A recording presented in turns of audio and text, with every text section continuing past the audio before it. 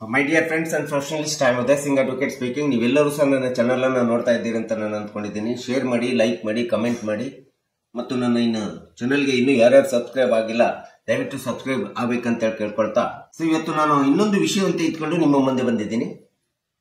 ನಾನು ಇವತ್ತು ಆಯ್ಕೆ ಮಾಡ್ಕೊಂಡಿರ್ತಕ್ಕಂಥ ವಿಷಯ ಅಂತಂದ್ರೆ CPC 1908 ಸೆಕ್ಷನ್ 115 ಪ್ರಕಾರ ರಿವಿಷನ್ ಎಂಬತಕ್ಕಂತ ಒಂದು ಪರಿಕಲ್ಪನೆಯ ವಿಚಾರವನ್ನ ಈ ವಿಡಿಯೋ ಮೂಲಕ ನಿಮ್ಮ ಮುಂದೆ ಒಂದಿಷ್ಟು ವಿಶ್ಲೇಷಣೆಯನ್ನು ಮಾಡಲಿಕ್ಕೆ ಇಷ್ಟಪಡ್ತಾ ಇದ್ದೇನೆ.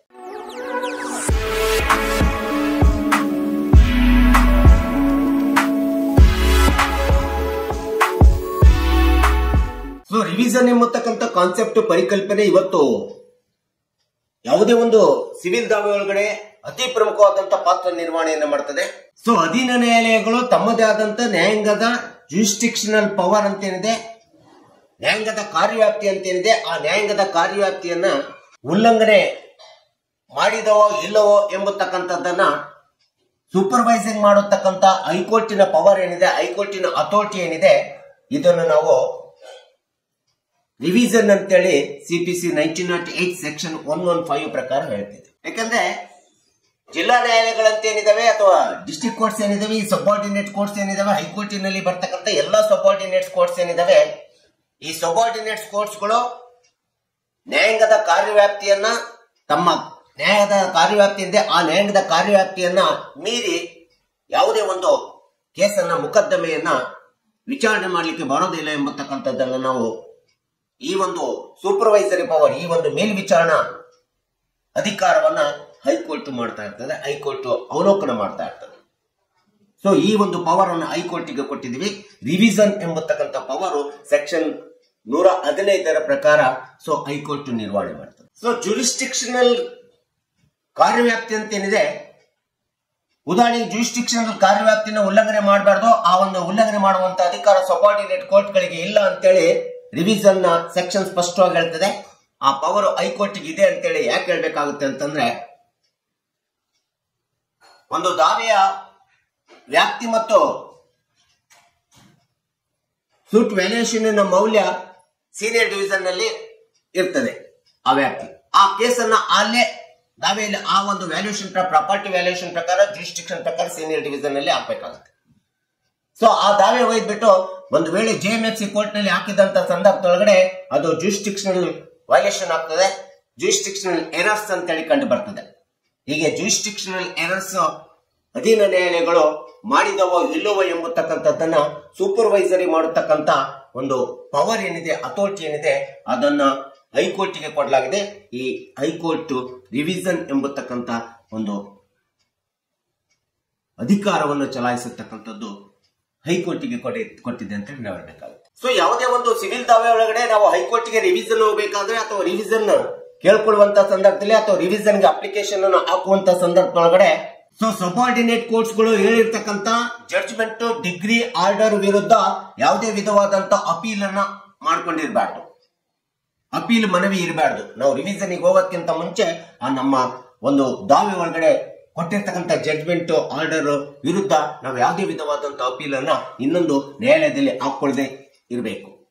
ಒಂದು ವೇಳೆ ಅಪೀಲ್ ಹೋದಂತ ಸಂದರ್ಭದಲ್ಲಿ ರಿವಿಷನ್ ಅಪ್ಲೈ ಮಾಡಲಿಕ್ಕೆ ಬರೋದಿಲ್ಲ ಹೈಕೋರ್ಟ್ ಒಳಗಡೆ. ಇದು ಮಹತ್ವಪೂರ್ಣವಾದಂತಹ ಅಂಶ ಆಗಿದೆ. ಸೊ ಈ ಒಂದು ರಿವಿಷನ್ ಸೆಕ್ಷನ್ 115 ಪ್ರಕಾರ ಯಾವುದೇ ಅಧೀನ ನ್ಯಾಯಾಲಯಗಳು ಜುರಿಸ್ಡಿಕ್ಷನಲ್ ಪವರ್ ಅನ್ನ ಎಕ್ಸರ್ಸೈಸ್ ಮಾಡ್ಲಿಕ್ಕೆ ಬರೋದಿಲ್ಲ ಅಥವಾ ವೈಲೇಷನ್ ಮಾಡ್ಲಿಕ್ಕೆ ಬರೋದಿಲ್ಲ. ಒಂದು ವೇಳೆ ಎಕ್ಸರ್ಸೈಸ್ ಮಾಡಲಿದೆ ವೈಲೇಷನ್ ಮಾಡಿದ್ರೆ ಅದು ಮೆಟೀರಿಯಲ್ ಇರೆಗ್ಯುಲಾರಿಟಿ ಆಗ್ತದೆ ಎಂಬತಕ್ಕಂಥದ್ದನ್ನ ಹೈಕೋರ್ಟ್ ಸ್ಪಷ್ಟವಾಗಿ ಹೇಳ್ತದೆ. ಯಾಕಂದ್ರೆ ರಿವಿಷನ್ ಪವರ್ ಸೆಕ್ಷನ್ 115 CPC ಯಲ್ಲಿ ಇರ್ತಕ್ಕಂಥದ್ದು ಅದು ಹೈಕೋರ್ಟಿನ ಪವರ್ ಆಗಿದೆ, ಯಾವುದೇ ಅಧೀನ ನ್ಯಾಯಾಲಯಗಳಿಗೆ ಆ ಒಂದು ಪವರ್ ಕೊಟ್ಟಿಲ್ಲ. ಆದ್ರೆ ಜುರಿಸ್ಡಿಕ್ಷನ್ ಪವರ್ ಏನಾದ್ರೂ ಎರರ್ಸ್ ಕಂಡು ಬಂತು ಅಂತಂದ್ರೆ, ಆ ರೀತಿ ಜುರಿಸ್ಡಿಕ್ಷನಲ್ ಪವರ್ ಎರರ್ಸ್ ನಲ್ಲಿ ಏನಾದ್ರೂ ಎರರ್ಸ್ ಕಂಡು ಬಂದ್ರೆ, ದೋಷ ಕಂಡು ಬಂದ್ರೆ, ಅಂತ ಒಂದು ಎರರ್ಸ್ ಅಥವಾ ದೋಷವನ್ನ ಸರಿಪಡಿಸಿಕೊಂಡು ಜಸ್ಟಿಸ್ ಮಿಸ್ಕ್ಯಾರೇಜ್ ಆಗಲಾರ್ದಾಗೆ ನ್ಯಾಯ ನಿರ್ಣಯವನ್ನ, ನ್ಯಾಯ ವಿಚಾರಣೆಯನ್ನು ಮಾಡತಕ್ಕಂಥ ಅಧಿಕಾರ ಸಬಾರ್ಡಿನೇಟ್ ಕೋರ್ಟ್ಸ್ ಗಳಿಗೆ ಇರ್ತಕ್ಕಂಥದ್ದು ನಾವು ನೋಡ್ತಾ ಇದ್ದೀವಿ. ಸೊ ಇಂಥ ಒಂದು ಅಧೀನ ನ್ಯಾಯಾಲಯಗಳು ತಮ್ಮದೇ ಆದಂತ ಜುರಿಸ್ಡಿಕ್ಷನ್ ಎರರ್ಸ್ ಅನ್ನ ಕರೆಕ್ಟ್ ಮಾಡ್ಕೊಂಡ್ಬಿಟ್ಟು, ಸರಿಪಡಿಸ್ಕೊಂಡ್ಬಿಟ್ಟು, ದೋಷವನ್ನ ಸರಿಪಡಿಸ್ಕೊಂಡ್ಬಿಟ್ಟು ನ್ಯಾಯ ವಿಚಾರಣೆಯನ್ನ ಒಂದು ದಾವೆ ಒಳಗಡೆ, ಯಾವುದೇ ಒಂದು ಸಿವಿಲ್ ದಾವೆ ಒಳಗಡೆ ವಿಚಾರಣೆಯನ್ನು ಮಾಡಿ ತೀರ್ಪನ್ನು ಕೊಡ್ತೇವೆ, ಜಡ್ಜ್ಮೆಂಟ್ ಅನ್ನ ಡಿಗ್ರಿಯನ್ನು ಕೊಡ್ತೇವೆ ಅಂತಂದ್ರೆ ಅಂತ ಸಂದರ್ಭದಲ್ಲಿ correction of errors of jurisdiction question ಬಂದಂತ ಸಂದರ್ಭದೊಳಗಡೆ ಹೈಕೋರ್ಟ್ ಇಂಥ ಒಂದು ಜೂರಿಸ್ಡಿಕ್ಷನಲ್ ಕರೆಕ್ಷನ್ ಮಾಡಿಕೊಳ್ಳುವುದರಲ್ಲಿ ಅಧೀನ ನ್ಯಾಯಾಲಯಗಳಲ್ಲಿ ಹೈಕೋರ್ಟ್ ಯಾವುದೇ ವಿಧವಾದಂತಹ ಇಂಟರ್ಫಿಯರೆನ್ಸ್ ಆಗೋದಿಲ್ಲ, ಹಸ್ತಕ್ಷೇಪ ಮಾಡೋದಿಲ್ಲ, ಇಂಟರಪ್ಷನ್ ಮಾಡೋದಿಲ್ಲ ಎಂಬತಕ್ಕಂಥದ್ದು ಸಹ ಈ ಒಂದು ಸೆಕ್ಷನ್ ಸಿಪಿಸಿ 115 ರಿವಿಷನ್ ಕಾನ್ಸೆಪ್ಟ್ ನಲ್ಲಿ ಹೇಳಿರ್ತಕ್ಕಂಥದ್ದು ನಾವು ನೋಡ್ತೀವಿ. ಆದ್ರೆ ಜೂರಿಸ್ಡಿಕ್ಷನ್ ಪವರ್ ಅನ್ನ ಎಕ್ಸರ್ಸೈಸ್ ಮಾಡ್ಲಿಕ್ಕೆ ಬರೋದಿಲ್ಲ ಅಧೀನ ನ್ಯಾಯಾಲಯಗಳಿಗೆ. ಇನ್ನೊಂದು ಅಂಶ ಅಂತಂದ್ರೆ ರಿವಿಷನ್ ಎಂಬತಕ್ಕಂಥದ್ದು ಹೈಕೋರ್ಟ್ಗೆ ಕೊಟ್ಟಿರ್ತಕ್ಕಂಥ ಅಧಿಕಾರ ಆಗಿದೆ. ಈ ರೀತಿ ಯಾರೇ ನಾವು ಒಂದು ಕೇಸ್ ಬಗ್ಗೆ ರಿವಿಷನ್ಗೆ ಹೈಕೋರ್ಟ್ಗೆ ಹೋದಂತ ಸಂದರ್ಭದಲ್ಲಿ ಅಧೀನ ನ್ಯಾಯಾಲಯ ಕೊಟ್ಟಿರ್ತಕ್ಕಂಥ ನಿರ್ಣಯ ಜಡ್ಜ್ಮೆಂಟ್ ಡಿಗ್ರಿಯನ್ನ ಪ್ರಶ್ನಿಸಿ ನಾವು ಹೈಕೋರ್ಟ್ಗೆ ರಿವಿಷನ್ಗೆ ಹೋದಂತ ಸಂದರ್ಭದಲ್ಲಿ ರಿವಿಷನ್ ಅನ್ನ ಯಾವಾಗ್ಲೂ ಕೂಡ it is N alternative of appeal ಅಂತೇಳಿ ಪರಿಗಣಿಸಲಿಕ್ಕೆ ಸಾಧ್ಯ ಆಗೋದಿಲ್ಲ, ಅಥವಾ ಅಪೀಲ್ಗೆ ಆಲ್ಟರ್ನೇಟಿವ್ ಇದು ಅಂತೇಳಿ ಹೇಳಲಿಕ್ಕೆ ಸಾಧ್ಯ ಆಗೋದಿಲ್ಲ. Revision is different from the appeal ಅಂತೇಳಿ ಹೇಳಬೇಕಾಗುತ್ತೆ. Revision we never be considered it is a appeal of the alternative ಅಂತೇಳಿ ನಾವು ಪರಿಗಣಿಸಲಿಕ್ಕೆ ಸಾಧ್ಯವಿಲ್ಲ. ಇದು ಅತಿ ಪ್ರಮುಖವಾದಂತಹ ಅಂಶ. ಸ್ಪಷ್ಟವಾಗಿ section 115 the concept of the idea of revision ಒಳಗಡೆ ಹೇಳಿರ್ತಕ್ಕಂಥದ್ದನ್ನ ನಾವು ನೋಡ್ತೀವಿ. ಯಾವುದೇ ಒಂದು ಅಧೀನ ನ್ಯಾಯಾಲಯ ಕೊಟ್ಟಿರ್ತಕ್ಕಂಥ ಜಡ್ಜ್ಮೆಂಟ್ ಡಿಗ್ರಿ ಆರ್ಡರ್ ಅನ್ನ ನಾವು ರಿವಿಷನ್ ಆಗಿ ಕೇಳ್ಕೋಬೇಕಾದ್ರೆ 115 ಕೆಳಗಡೆ ಕೇಳ್ಕೋಬೇಕಾದ್ರೆ ಅದು ಹೈಕೋರ್ಟ್ ನಲ್ಲೇ ಫೈಲ್ ಮಾಡಬೇಕು ಹೊರತು ಯಾವುದೇ ಜಿಲ್ಲಾ ನ್ಯಾಯಾಲಯಗಳು ಅಥವಾ ಅಧೀನ ನ್ಯಾಯಾಲಯಗಳಲ್ಲಿ ಫೈಲ್ ಮಾಡಲಿಕ್ಕೆ ಬರೋದಿಲ್ಲ. ರಿವಿಷನ್ ಕಾನ್ಸೆಪ್ಟ್ ಅನ್ನ ಅಥವಾ ರಿವಿಷನ್ ಎಂಬತಕ್ಕಂಥದ್ದು ಕೇಸ್ ಬಗ್ಗೆ ನಿರ್ಣಯ ಮಾಡತಕ್ಕಂಥದ್ದು, ನಿರ್ಧಾರ ಮಾಡತಕ್ಕಂಥದ್ದು, ವಿಚಾರಣೆ ಮಾಡತಕ್ಕಂಥ ಅಧಿಕಾರ ಸ್ಪಷ್ಟವಾಗಿ ಹೈಕೋರ್ಟ್ಗೆ ಕೊಡಲಾಗಿದೆ ಸಿಪಿಸಿ 1908 ಅಡಿ ಒಳಗಡೆ ಸೆಕ್ಷನ್ 115 ಪ್ರಕಾರ. ಹೀಗೆ ಸಬಾರ್ಡಿನೇಟ್ ಕೋರ್ಟ್ಸ್ಗಳು ಮಾಡುವಂತ ಜೂರಿಸ್ಡಿಕ್ಷನಲ್ ಎರರ್ಸ್ ಇರಬಹುದು ಅಥವಾ ಕಮಿಟೆಡ್ ಇರೆಗ್ಯುಲಾರಿಟೀಸ್ ಗಳು ಇರಬಹುದು. ಇಂಥ ಒಂದು ಎರರ್ಸ್ ಅಥವಾ ಇರೆಗ್ಯುಲಾರಿಟೀಸ್ಗಳು ಸಬಾರ್ಡಿನೇಟ್ಸ್ ಕೋರ್ಟ್ಸ್ ಅಥವಾ ಅಧೀನ ನ್ಯಾಯಾಲಯಗಳು ಮಾಡಿದವೋ ಇಲ್ಲವೋ, ಉಲ್ಲಂಘನೆ ಮಾಡಿದವೋ ಇಲ್ಲವೋ ಎಂಬತಕ್ಕಂಥದ್ದನ್ನ ರೀ ಎಕ್ಸಾಮಿನ್ ಮಾಡ್ತಕ್ಕಂಥದ್ದಿರ್ಬೋದು, ರಿವಿಷನ್ ಮಾಡ್ತಕ್ಕಂಥದ್ದಿರ್ಬೋದು. ಇದೆಲ್ಲದರ ಅಧಿಕಾರ ಸ್ಪಷ್ಟವಾಗಿ ಹೈಕೋರ್ಟ್ಗೆ ಕೊಟ್ಟಿರ್ತಕ್ಕಂಥದ್ದು ನಾವಿಲ್ಲಿ ನೋಡಬೇಕಾಗುತ್ತೆ. ಅಧೀನ ನ್ಯಾಯಾಲಯಗಳು ಕೊಟ್ಟಿರ್ತಕ್ಕಂಥ ಜಡ್ಜ್ಮೆಂಟ್ ಡಿಗ್ರಿ ಆರ್ಡರ್ ಅನ್ನ ನಾವು ಯಾವುದೇ ಒಂದು ದಾವೆ ಒಳಗಡೆ ರಿವಿಷನ್ಗೆ ಅಂತೇಳಿ ಹೈಕೋರ್ಟ್ ನಲ್ಲಿ ಕೇಳಿಕೊಂಡಾಗ ಹಾಕಿಕೊಂಡಂತ ಸಂದರ್ಭದಲ್ಲಿ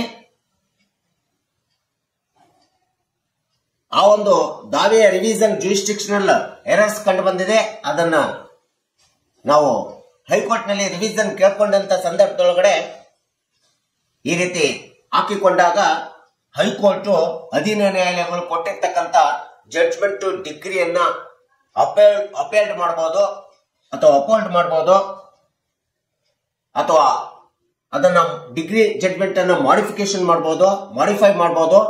ಇನ್ನೂ ಹೆಚ್ಚು ಅಂತಂದ್ರೆ ರಿವಿಷನ್ ಒಳಗಡೆ ಹೈಕೋರ್ಟ್ ಅಧೀನ ನ್ಯಾಯಾಲಯಗಳು ಕೊಟ್ಟಿರ್ತಕ್ಕಂಥ ಜಡ್ಜ್ಮೆಂಟ್ ಆರ್ಡರ್ ಡಿಗ್ರಿಯನ್ನ ಕ್ವಾಶ್ ಮಾಡತಕ್ಕಂಥ ಅಧಿಕಾರವನ್ನು ಸಹ ಈ ಒಂದು ರಿವಿಷನ್ ಕಾನ್ಸೆಪ್ಟ್ ಒಳಗಡೆ ಸೆಕ್ಷನ್ 115 ಪ್ರಕಾರ ಆ ಸ್ಪಷ್ಟವಾದಂತ ಅಧಿಕಾರ ಹೈಕೋರ್ಟ್ಗೆ ಕೊಟ್ಟಿರ್ತಕ್ಕಂಥದ್ದು ನಾವು ನೋಡ್ತೀವಿ. ಹೀಗೆ ರಿವಿಷನ್ ಎಂಬತಕ್ಕಂಥದ್ದು ಸಿವಿಲ್ ದಾವೆಗಳಲ್ಲಿ ಅದು ಸಿಪಿಸಿ 1908 ಒಳಗಡೆ ಯಾವುದೇ ಒಂದು ವ್ಯಾಜ್ಯವನ್ನು ದಾವೆಯನ್ನು ನಾವು ಅಧೀನ ನ್ಯಾಯಾಲಯಗಳಲ್ಲಿ ಹಾಕಿಕೊಂಡಂತ ಸಂದರ್ಭದೊಳಗಡೆ ಈ ರಿವಿಷನ್ ಎಂಬತಕ್ಕಂಥ ವಿಚಾರವನ್ನ ಅಳವಡಿಸ್ಕೊಂಡ್ಬಿಟ್ಟು ಇದನ್ನ ಗಮನದಲ್ಲಿ ಇಟ್ಕೊಂಡ್ಬಿಟ್ಟು ಅಧೀನ ನ್ಯಾಯಾಲಯಗಳು ಒಂದು ಸಿವಿಲ್ ದಾವೆಗೆ ಜೂರಿಸ್ಡಿಕ್ಷನಲ್ ಎರರ್ಸ್ ಬರ್ದಾಗೆ, ಒಂದು ವೇಳೆ ಜೂರಿಸ್ಡಿಕ್ಷನ್ ಎರರ್ಸ್ ಕೇಸ್ ಒಳಗಡೆ ಬಂದ್ರೆ ಅವುಗಳನ್ನ ಸರಿಪಡಿಸಿಕೊಂಡು ಕರೆಕ್ಟ್ನೆಸ್ ಮಾಡಿಕೊಂಡು ಮಿಸ್ಕ್ಯಾರೇಜ್ ಆಫ್ ಜಸ್ಟಿಸ್ ಆಗ್ಲಾರ್ದಾಗೆ ಅವುಗಳನ್ನ ದೋಷವನ್ನು ಸರಿಪಡಿಸಿಕೊಂಡ್ಬಿಟ್ಟು ಒಂದು ಸಿವಿಲ್ ದಾವೆಯ ವ್ಯಾಜ್ಯದ ನ್ಯಾಯ ವಿಚಾರಣೆಯನ್ನ ಮಾಡಿ ಜಡ್ಜ್ಮೆಂಟ್ ಆರ್ಡರ್ ಡಿಗ್ರಿ ಕೊಡ್ಲಿಕ್ಕೆ ಕಾನ್ಸೆಪ್ಟ್ ಆಫ್ ರಿವಿಷನ್ ಎಂಬತಕ್ಕಂಥದ್ದು ತುಂಬಾ ಅತಿ ಪ್ರಮುಖವಾದಂತಹ ಪಾತ್ರ ನಿರ್ವಹಣೆಯನ್ನ ಸಿಪಿಸಿ 1908 ಸೆಕ್ಷನ್ 115 ರೆಫರೆನ್ಸ್ ಮಾಡತಕ್ಕಂಥದ್ದನ್ನ ಹೇಳ್ತಕ್ಕಂಥದ್ದನ್ನ ನಾವಿಲ್ಲಿ ಸ್ಪಷ್ಟವಾಗಿ ತಿಳ್ಕೋಬೇಕಾಗುತ್ತೆ. ಸೊ ಈ ಒಂದು ರಿವಿಷನ್ ಎಂಬತಕ್ಕಂಥದ್ದು ಬಹಳ ಮಹತ್ವಪೂರ್ಣವಾದಂತಹ ವಿಚಾರ, ಪರಿಕಲ್ಪನೆ. ಯಾವುದೇ ಒಂದು ನ್ಯಾಯಾಂಗದ ಪ್ರಕ್ರಿಯೆ ಒಳಗಡೆ ಒಂದು ನ್ಯಾಯ ನಿರ್ಣಯವನ್ನು ಕೊಡಬೇಕಾದ್ರೆ ಇದು ತುಂಬಾ ಅವಶ್ಯಕವಾದಂತಹ ವಿಚಾರ ಅಂತ ಹೇಳಿ ಸೊ ಕಕ್ಷಿದಾರರಿಗೆ, ಸಾರ್ವಜನಿಕರಿಗೆ ಎಲ್ಲರಿಗೂ ಗೊತ್ತಾಗ್ಲಿ ಎಂಬತಕ್ಕಂಥ ಹಿನ್ನೆಲೆಯನ್ನು ಇಟ್ಕೊಂಡು ಈ ವಿಡಿಯೋನ ಮಾಡಿದ್ದೀನಿ. ದಯವಿಟ್ಟು ಈ ವಿಡಿಯೋ ಇಷ್ಟ ಆಗಿದ್ರೆ ಶೇರ್ ಮಾಡಿ, ಲೈಕ್ ಮಾಡಿ, ಕಮೆಂಟ್ ಮಾಡಿ, ಮತ್ತು ನನ್ನ ಚಾನಲ್ಗೆ ಇನ್ನೂ ಯಾರು ಸಬ್ಸ್ಕ್ರೈಬ್ ಆಗಿಲ್ಲ ದಯವಿಟ್ಟು ಸಬ್ಸ್ಕ್ರೈಬ್ ಆಗ್ಬೇಕಂತೇಳಿ ಕೇಳ್ಕೊಳ್ತಾ ಇವತ್ತಿನ ವಿಷಯಕ್ಕೆ ವಿರಾಮ ನೀಡ್ತೀನಿ. ಇನ್ನೊಂದು ವಿಷಯ ಅಂತ ಇಟ್ಕೊಂಡು ನಿಮ್ಮ ಮುಂದೆ ಬರ್ತೀನಿ. ಜೈ ಹಿಂದ್, ಜೈ ಕರ್ನಾಟಕ.